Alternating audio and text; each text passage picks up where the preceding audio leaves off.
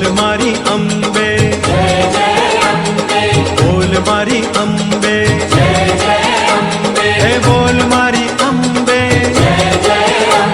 हे बोल मारी अम्बे, बोल मारी अम्बे, बोल मारी अम्बे, हे बोल मारी अम्बे, हे बोल मारी अम्बे, बोल मारी अम्बे, बोल मारी अम्बे, हे बोल मारी अम्बे। बहुत खास बात। और लोग कहते मत खाइए और उसका कारण नहीं बताते। मैं आपको कारण के साथ बताऊंगा, क्योंकि मैं शिक्षक रहा हूं, तो मैं हर चीज़ लॉजिकली आपसे कहूँगा कि मांस नहीं खाना चाहिए। अब केवल इतना तो बहुत लोग रोज़ कह रहे हैं, कौन मान रहा है, लेकिन मैं थोड़ा तरीका बदल के कहता हूँ, शायद कुछ लोग समझ जाए मेरी बात। हम शास्त्र को एक किनारे रख देते हैं, धर्म को भी चलिए रख देते हैं। क्यों नहीं खाना चाहिए, चलिए हम डॉक्टर के हिसाब से बात कर लें आपसे, है ना। किसी डॉक्टर से पूछ के देखिए हमारे अंदर की जो पाचन क्रिया है, क्या वो मांस के हिसाब से है? नहीं है। अब आप कहेंगे हम नहीं मानते, चलिए हम एक और उदाहरण देते हैं। आप बायोलॉजिकल किताबों का अध्ययन गूगल, आजकल तो गूगल में सर्च करके देखिए कि मांस भक्षी की क्या क्या पहचान है, तो मेरी बातें उसमें आपको सामने दिखाई दे जाएगी। मांस भक्षी जीव के दांत आगे के बड़े और नुकीले होने चाहिए। आपके हैं क्या? नहीं है। प्रकृति बता देती है कि तुम्हें मांस, तुमको खा सकते हो तुम। उनके आगे के दांत नुकीले, जिससे वो नोच नोच के मांस को क्या कर सकें, खा सकें। हमारे आपके दांत तो सब बराबर होते हैं, नुकीले और लंबे कहाँ हैं? सिंह के हैं, शेर के हैं, जितने मांस भक्षी हैं सबके होते हैं दांत आगे के नुकीले, लेकिन हमारे आपके नहीं हैं। हमारे आपके तो गाय माता की तरह बराबर। तो जिनके दांत सामान्य तौर पे बराबर होते हैं, वो शाकाहारी के लिए बायोलॉजिकल तरीके से पैदा हुए हैं। मांसाहारी उनको सूट नहीं करेगा, न तो उनके पाचन क्रिया में वो होगा। नतीजा क्या होगा?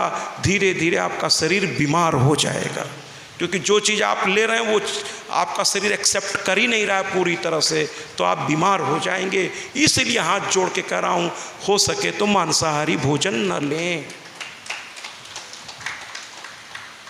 अल्कोहल भी शरीर में पचाने वाली कोई चीज़ नहीं है, अल्कोहल को पचा ले।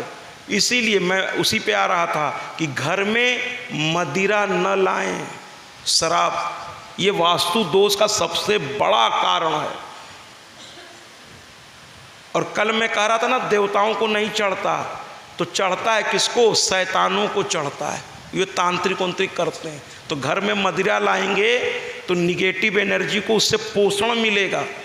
जब उसको ताकत देंगे आप, तो काहे को आपका घर छोड़ के जाएगा? काहे को छोड़ के जाएगा?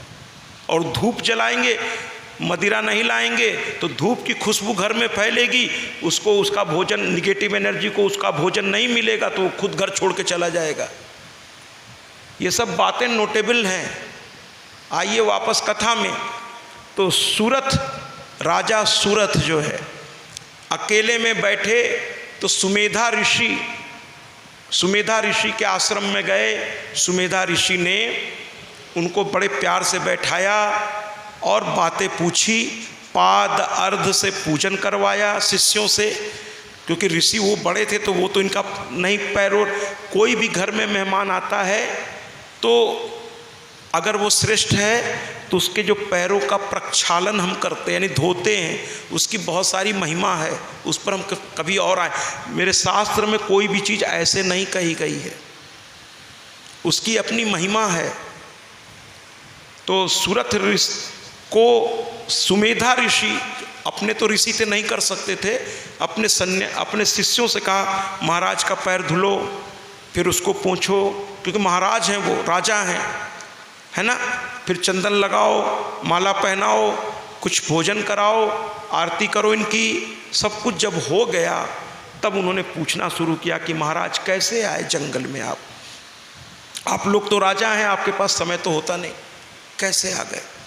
तो सूरत ने सारी बात बता दी कि मुझे मेरे ही राज्य से निकाल दिया गया है, शत्रुओं ने मेरे राज्य पर कब्जा कर लिया है, मैं बड़ा परेशान हूँ।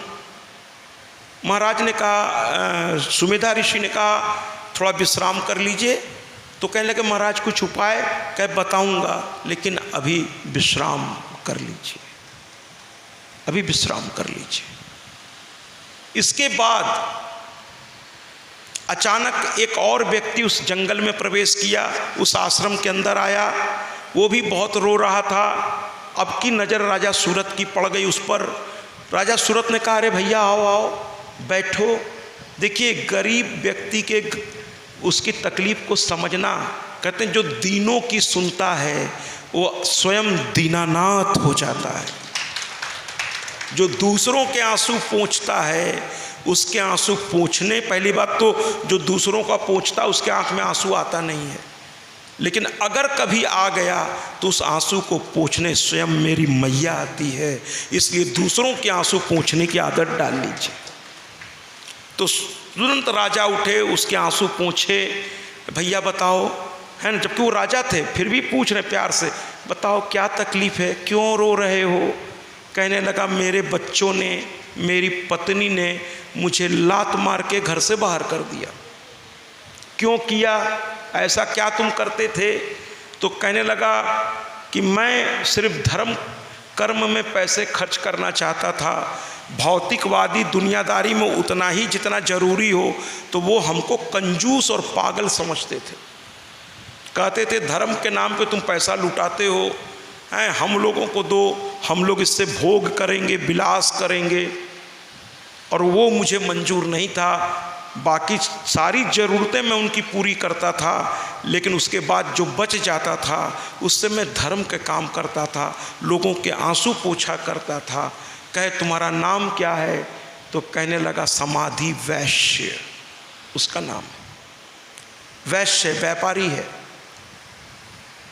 व्यापारियों में एक से एक अच्छे इंसान आपको मिलेंगे ऐसा नहीं है, बहुत एक से एक। व्यापार उनका धर्म है, लेकिन सेवा भी करते हैं लोगों की। वो समाधि वैश्य।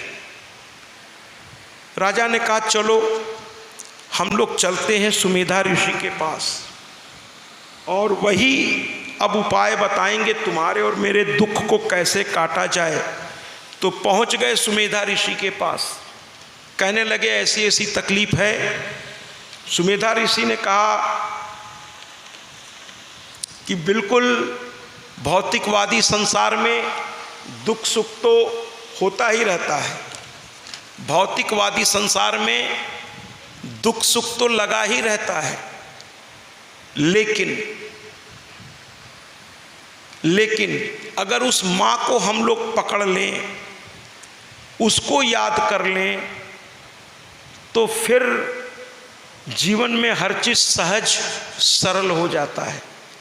इसलिए क्यों ना तुम लोग माँ की आराधना में लग जाओ, दोनों लोग। सारी दुनियादारी की चिंता छोड़ दो, दुनिया ने आज तुम्हें ठुकरा दिया है, तो अब वही है जिसका कोई नहीं, उसका तो माँ होती है, उसकी तो माँ होती है। जब कोई ना सुने तो उससे कहिए। और मैं तो कहता हूँ जब ये नौबत ही नहीं आएगी कि कोई नहीं सुनेगा, अगर प्रतिदिन आप उससे कहेंगे तो सुनने वालों की कमी नहीं होगी। महाराज मैं आपको बता दूं इसके चरणों का प्रताप क्या है कि मुझे भूख लगने से पहले कई आदरणीयों के हाथ थाली लेकर मेरे सामने आते हैं। ये इसकी कृपा और आपका प्यार नहीं है तो क्या है? और तो इसके सहारे छोड़ के तो देखिए।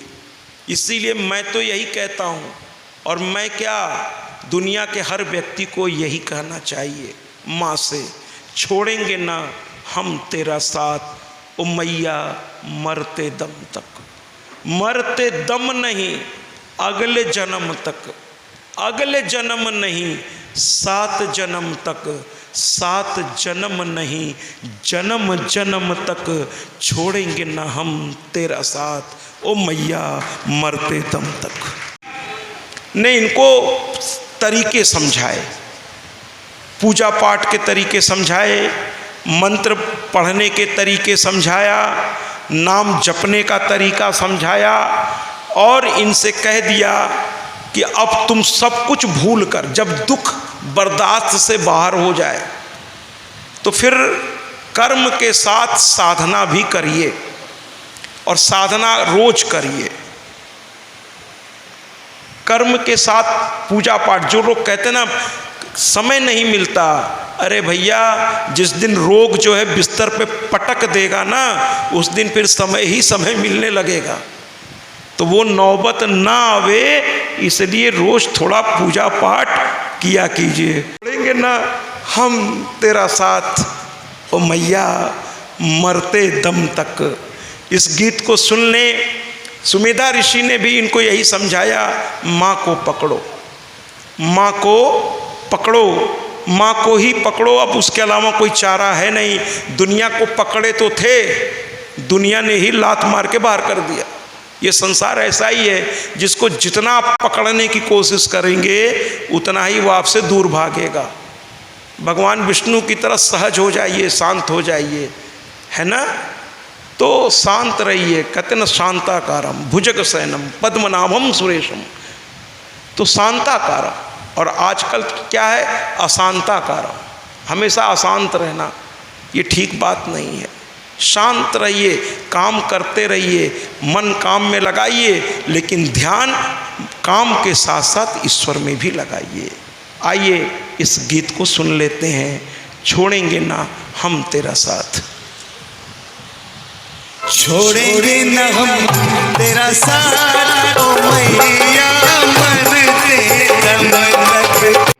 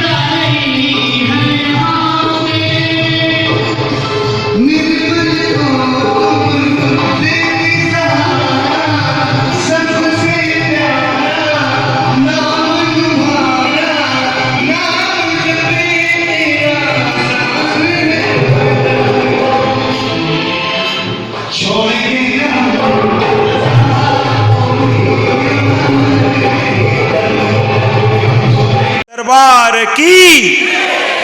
दोनों ने ऋषियों से पूछा। देखिए, मंत्र का उच्चारण करने से पहले उसका विधान समझ लेना बड़ा जरूरी होता है। हर मंत्र का एक देवता होता है, हर मंत्र का एक ऋषि होता है, हर मंत्र किसी न किसी छंद में होता है। आप कोई भी मंत्र उठाएं तो उसमें लिखा रहता है अनुष्टुप छंदः, ये ऋषि और ये देव। बिना उस मंत्र के देवता को जाने, बिना उस मंत्र के ऋषि को जाने, बिना उस मंत्र के छंद को जाने, बिना उसके विधान को जाने मंत्र जपेंगे तो समय केवल बर्बाद होगा, है ना। सुन सुन कर के मत कीजिए, है ना। भागवत का कर राधे राधे मत कहिए। अगर वास्तव में आप राधे को मानते हैं तो कहिए, नहीं तो आप जिसको मानते हैं उसी की जयकारा करिए भैया, उसी की। जैसे कोई डॉक्टरी में 4 साल पढ़ ले और 5वें साल जाकर के वो इरादा बदल दे, या 3 साल पढ़ के इरादा बदल दे, तो उसकी मूर्खता है, बाकी के 3 साल उसके बेकार हो जाएंगे। तो जिस रास्ते पे आप चल रहे हैं उसको और बेहतर तरीके से बस आगे बढ़ाते जाइए। रोज रोज इष्ट नहीं बदले जाते, ठीक है। तो सुमेधा ऋषि को और उन्होंने सब समझा दिया। ये दोनों गए, स्नान करके विधिवत आसन पर बैठ गए, और आसन पर बैठ करके और खड़े खड़े पूजा नहीं करनी चाहिए। मैं करता हूँ, मेरी मजबूरी है, अलग अलग कथाओं में अब किससे कहूँ मेरे लिए आसन लाओ, और इतने सामान हो जाते हैं कि अब उसको लेकर के चलना भी एक समस्या है। तो मैंने मैया से कह रखा है क्या करें, कहीं व्यवस्था, अब कमरा बहुत अच्छा है ना, एसी सब लगी, लेकिन अब उसी में बेडरूम भी है, उसी में सब कुछ है, तो आसन कैसे कहाँ रखें। तो मैं तो अब क्या करूं खड़े होके। लेकिन जो अपने घर में पूजा करते हैं आसन पे करिए। आसन भी किसका होना चाहिए, कुश का या कंबल का, किसी भी कपड़े का नहीं चलेगा। आसन का मतलब है पूजा करते समय जो ऊर्जा क्रिएट होती है वो पृथ्वी में न समा जाए, इसलिए आसन ऐसा होना चाहिए जो ऊर्जा को अवरोध माने कि नीचे न जाने दे, रोक ले, वो आपके शरीर में समाहित होती रहे। जी, पूजा करते समय बहुत ऊर्जा मिलती है, सही तरीके से अगर करिएगा तो बहुत ऊर्जा, और वो धीरे धीरे आपके शरीर में जाएगी ना, आपका शरीर में तेज आ जाएगा, चमक आ जाएगी। तो ऋषि से पूछकर दोनों ने ध्यान मग्न हो गए।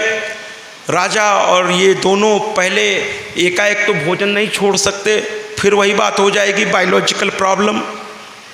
धीरे धीरे उन्होंने छोड़ना शुरू किया, अन्न से फल फूल पे आ गए, फल फूल भी छोड़ के फिर पत्ते चबाने लगे। कुछ साल 4-5 साल फल फूल पे रहे, कंद मूल पे रहे, फिर फल फूल पे रहे, फिर पत्ते पर आ गए। ऐसे करते करते करते करते कई 100 साल बीत गए। अब आप कहेंगे महाराज अगर कई 100 साल लगेंगे भगवान को पाने में तो हम लोग की तो उम्र इतनी नहीं है। ये उस जमाने की बात थी। आज कलयुग है और हर युग में तरीके अलग अलग होते हैं, उसकी व्यवस्था। कलयुग में तो बाबा तुलसी कह गए हैं, कलयुग में एक नाम आधारा, नाम का जाप, उस अपने इष्ट के कथा का श्रवण, नाम का जाप, दीन दुखियों की सेवा, असहायों की सेवा, मूक पशुओं की सेवा, गौ माता की सेवा, इसमें योगदान जो हमारे सीताराम गौशाला वाले लोग हैं, है ना, और इस प्रकल्प में वो लगे हुए हैं, आप उनकी मदद करें। भाई स्वयं नहीं जा सकते तो जो भी आपके पास पान फूल है इनके हाथों में दें, और ये उसे गौ माता तक पहुंचाकर उनका आशीर्वाद आप तक पहुंचाने का ये पवित्र और पुण्य कार्य ये लोग कर रहे हैं। आप इनका सहयोग करें और ये आपकी बात गौ माता तक पहुंचाएंगे। समय निकाल के कभी गौशाला भी जाएं, अपने हाथों से गौ माता को भी कुछ खिलाएं, इन्हें भी मजबूत रखें हर तरह से, जैसे ये हिम्मत ना हार सकें और ये गौशाला को और विधिवत चला सकें। इसके लिए हर तरह की सहायता हम आपसे उम्मीद करते हैं कि आप जरूर इनको प्रदान करेंगे और इन्हें कमज़ोर पड़ने नहीं देंगे आप लोग, ऐसा मेरा विश्वास कहता है। अगर मैं सही हूं तो थोड़ा तालियों से स्वागत करिए। तो वापस अपनी बात पर आते हैं। दोनों लोग, समाधि भी बैठा हुआ है, समाधि वैश्य भी, फिर पत्ते छोड़ दिए। हम लोग 2-4 सोमवार के व्रत में घबरा जाते हैं और यहाँ सालों से तपस्या चल रही है। अंत में पत्ते भी छोड़ दिया, केवल सांस पे जिंदा रहने लगे, सांस पे। सब कुछ खाना पीना छोड़ दिया, शरीर सूख के कांटा हो गया, फिर भी माँ दिखाई नहीं दी। साधना होती है। हम तो अलग अलग भक्तों के यहाँ कथाओं में जाते हैं और एक से एक भक्तों से मुलाकात होती है महाराज, है ना। आदरणीय प्रहलाद जी भी कह रहे थे कि मुझे सपना आया। इसी तरह एक और भक्त थे शाहगंज में, प्रिंसिपल साहब डॉक्टर अखिलेश कुमार। आपको सुनकर आश्चर्य होगा, वो कोई ऐसा व्यक्ति नहीं है कि जो अंधविश्वास कर लेगा। पीएचडी होल्डर, वो भी बीएचयू का, पीएचडी वो भी बीएचयू का, प्रिंसिपल इंटर कॉलेज का प्रिंसिपल, लेकिन बड़ी श्रद्धा से मुझको बुलाया। एक कथा में मैं था, वहाँ पर वो बड़े प्रभावित हुए। विंध्याचल भी गए थे, वहाँ भी उन्होंने देखा। तो बस उसी कथा में ही उन्होंने मुझको पकड़ लिया कि महाराज जी अगली कथा मेरे यहाँ। तो मैंने कहा कोई कमेटी है? कहे नहीं, मैं अपने बल पे कराऊंगा, और आप तो निःशुल्क हैं, आपका कोई खर्च भी बहुत ज़्यादा है, लेकिन जितना बन पड़ेगा मैं पीछे नहीं हटूंगा। हमने कहा जहाँ भाव वहीं भगवान, क्योंकि भ से भाव, भ से भगवान। आप अकेले के बल पे करना चाहते हैं तो मैं जरूर जरूर जरूर आपका साथ दूंगा, और कमेटी के बल पर भी है तो भी साथ दूंगा, क्योंकि कमेटियां भी बहुत अच्छे अच्छे काम करती है। तो उस काम को पूरा करने के लिए भी साथ हम लोग देंगे, क्यों नहीं देंगे, कमेटी में भी साथ देंगे। तो मैं गया और वो व्यक्ति जोत जला करके, माँ की एक बड़ी सी तस्वीर जिसमें 9 दुर्गा थे, बैठे रहते थे वो जोत जला करके। तो विश्वास से बड़ी ताकत कोई नहीं है। विश्वास रखिए, अखंड विश्वास रखिए अपने इष्ट पर। तो हम कहना चाह रहे हैं कि सुरत और समाधि भी उसी विश्वास पर बैठे रहे। कई साल बीत गए तो अखिलेश जी के बारे में करता कि वो रोज आते थे कथा में, मुझसे कहते थे आज मैया का सपना आया। तो मैं कहता था कि अखिलेश जी पैर इधर लाइए, छू लूँ। तो कहे अरे महाराज जी पाप लगा रहे हैं। हम कह रहे आपको माँ दर्शन देने लगी, चाहे सपने में ही सही, है ना। वरना जो भौतिकवादी लोग हैं उनके सपने भी भौतिकवादी आते हैं। कभी बच्चे में तकलीफ हो रही है, ये दिखाई दे रहा सपने में, कभी कुछ देख रहे हैं, कभी कुछ सपने तो ऐसे होते हैं जिसका कोई मतलब ही नहीं निकल के आता। लेकिन अगर सपने में मैया आने लगे, प्रहलाद जी भी कह रहे थे कि मुझे भी एक भाव आया, एक आदेश आया, ठीक है ना। तो सपने में अगर मैया का झलक भी मिल जाए तो आप सोचिए कितने भाग्यशाली हैं आप। माने यहाँ साधना करके मैया नहीं दिख रही है और आप ऐसे ही सपने में पा गए, तो इसका मतलब है आप सही रास्ते पर हैं, आप साधना कर रहे हैं। और कलयुग में साधना क्या है? दूसरों की सेवा, दूसरों का सम्मान, दूसरों की ख्याल रखना कि उसे कोई तकलीफ ना हो। जो दूसरों के लिए रो पड़े महाराज, उस पर ही ईश्वर प्रसन्न हो करके उसे दर्शन दे देता है। तो दर्शन मिला, है ना। और जब दर्शन मिला तो यहाँ तो दर्शन अभी मिला ही नहीं।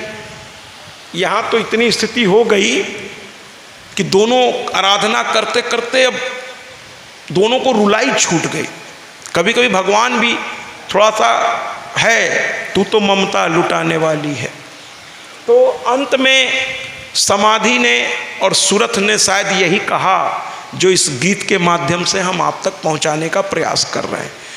और शायद हर भक्त यही कहना चाहिए, माँ की रोज आराधना कीजिए, माँ की कथाओं का निर्माण कीजिए, विन्यास कीजिए, और माँ की कथा, माँ का नाम, माँ का कीर्तन, माँ का भजन, माँ की गरबा आपके यहाँ बड़ा पवित्र होता है माँ के लिए। तो ये सब कुछ आप करिए और माँ से एक बार कह दीजिए। क्या कह दीजिए? तू तो दाती है, माँ कहाती है, रहमो करम कर दे इंतजार मुझे।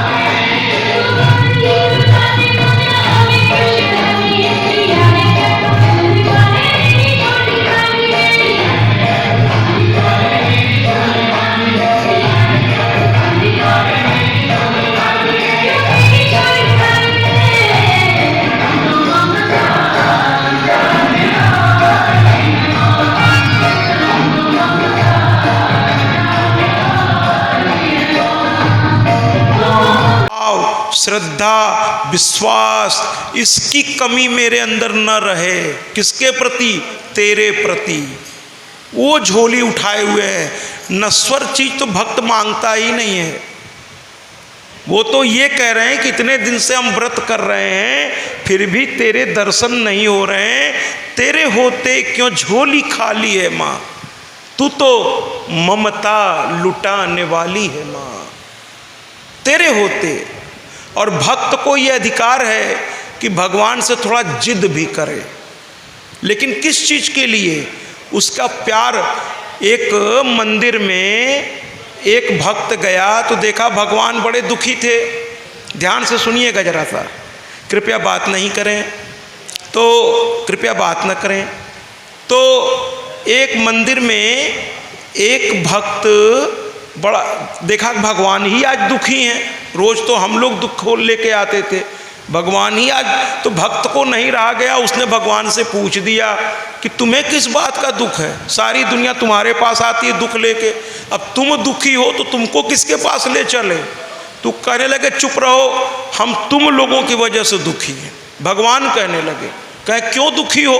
सुबह से लोग गंगा जल चढ़ा रहे हैं, नारियल चढ़ा रहे हैं, फल चढ़ा रहे हैं, मिठाइयाँ चढ़ा रहे हैं, क्या क्या नहीं चढ़ा रहे हैं तुमको। तुम्हारे जैसा सुखी तो कोई शायद हो। भक्त ने भगवान से कह दिया, दिन भर तो खा रहे हो, दिन भर लोग चढ़ा रहे हैं, प्रणाम भी कर रहे हैं, चढ़ा भी रहे हैं, क्या कमी है तुमको?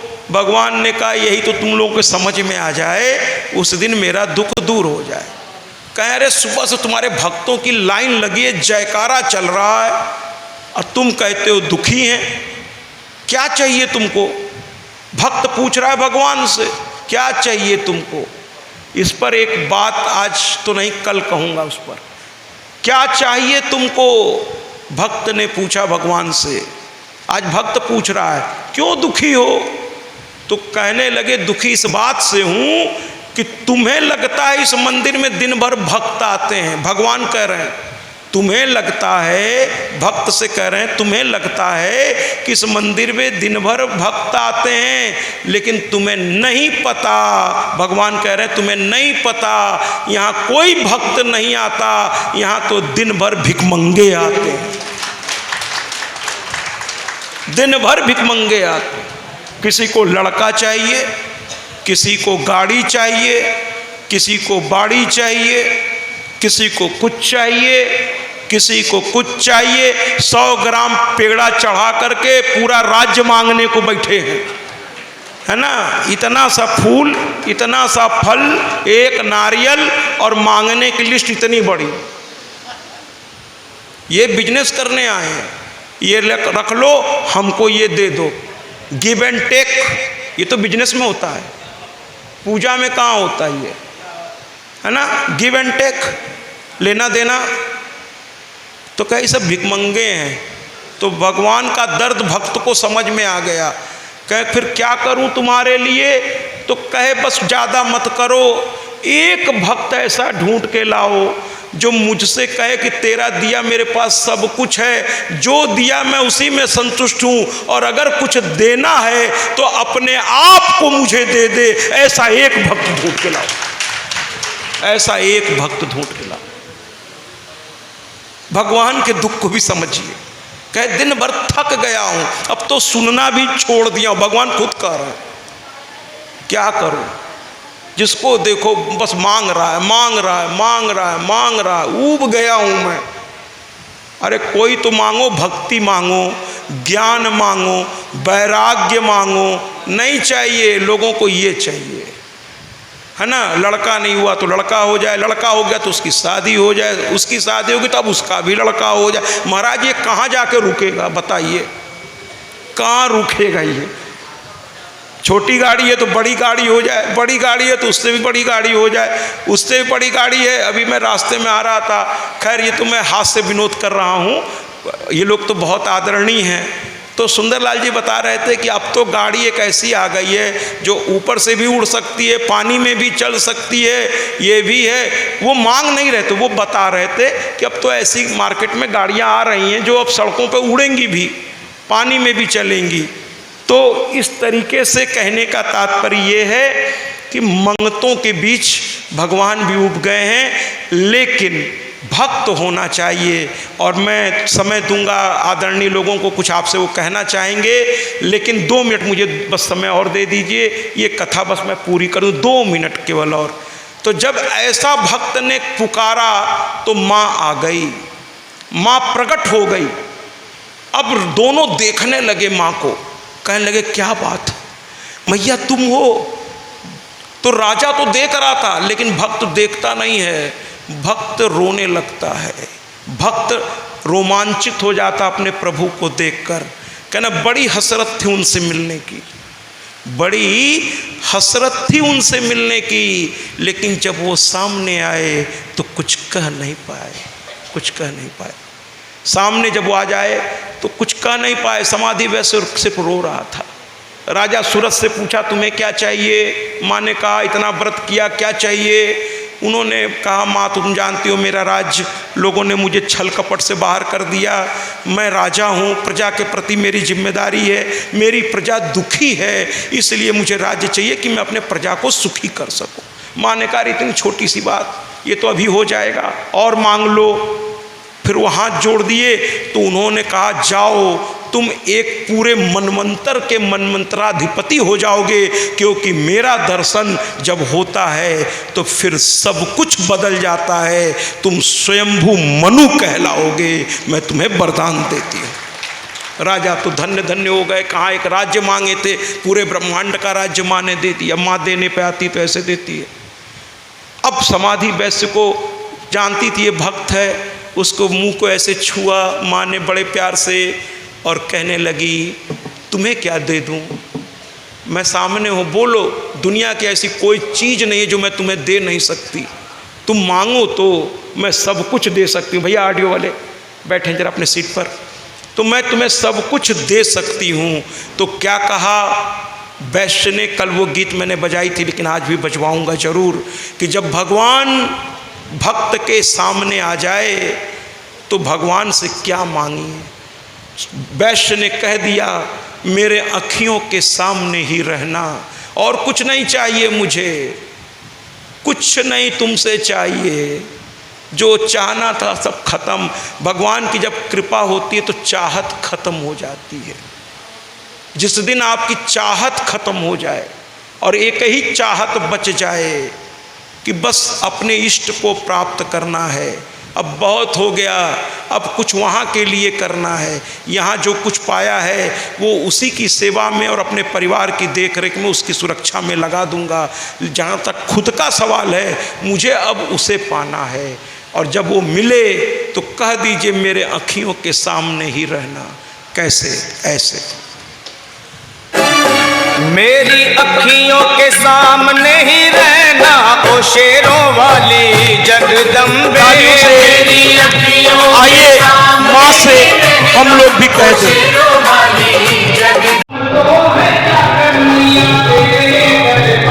के